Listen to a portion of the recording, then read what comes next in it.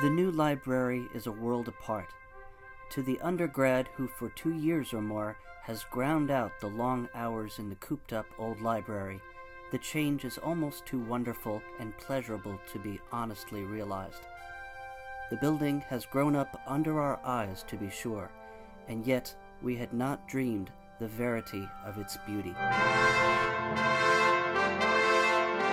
Those words, written nearly a century ago to describe the main library at Ohio State University, could have been written yesterday.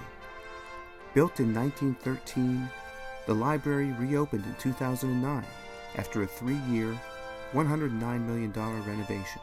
I think we'll find, now that it's renovated and restored, that it will be the most popular place on campus, and it's for everybody.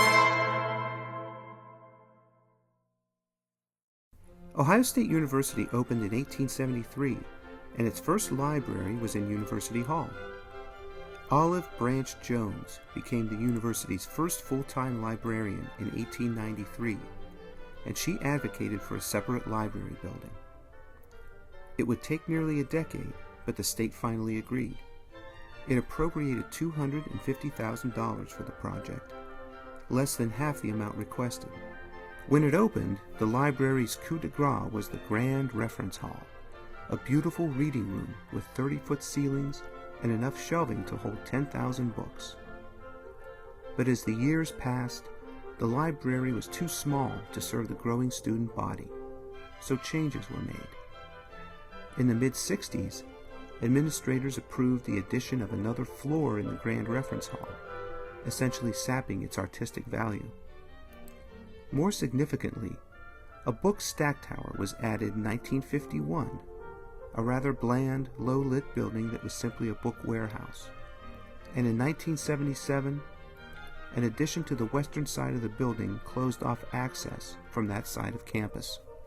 I think the main thing was to think about how we could restate the glory of the original building.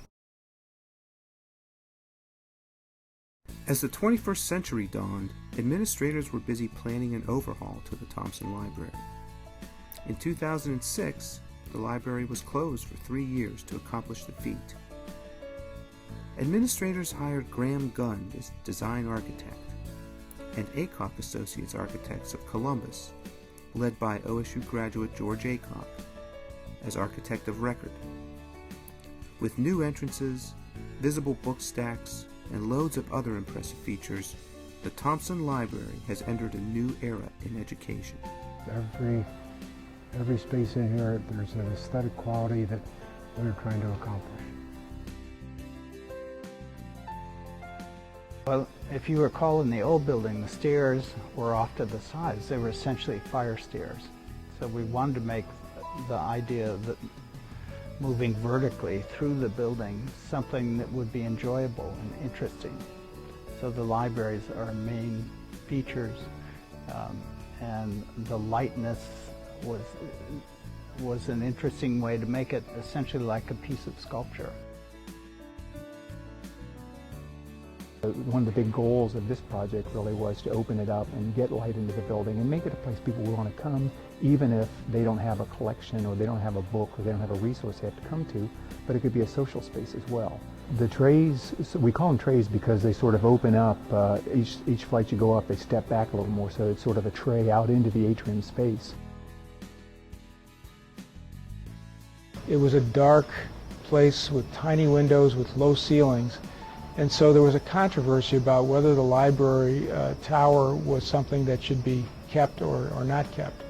And fortunately, it was kept for those major reasons: historic, a monument on campus, it's an orienting device, but by creating a new reading room at the top, which has the best views in campus and maybe in the city, it made the tower actually a positive. It took away those negative aspects to it.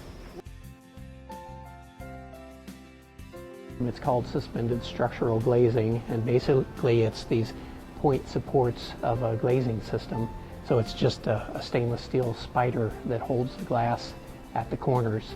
Each of these is approximately a 5-foot by 8-foot piece of glass, and it's a solid tempered safety glass, so you can't fall through it. It allows you to have really zero apparent structure. It looks like it's just a glass skin and nothing else. This is the original 1913 main reading room in the library. In '65 they added the floor, which where I'm standing, went across to divide up the space in the two floors, give more space. In doing that, they ruined all this plaster work in here to various degrees, and it's all been restored back to its original state. What we wanted to accomplish with this room is that every student that goes to Ohio State University sees and uses this room, and this is like the heart and soul of Ohio State.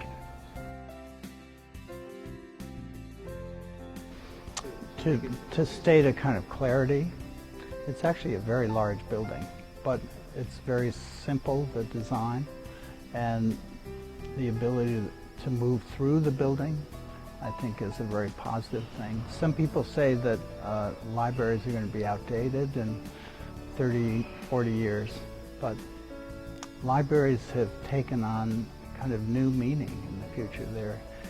They're symbolic of learning, they're symbolic of history, and they're to a certain extent aspirational.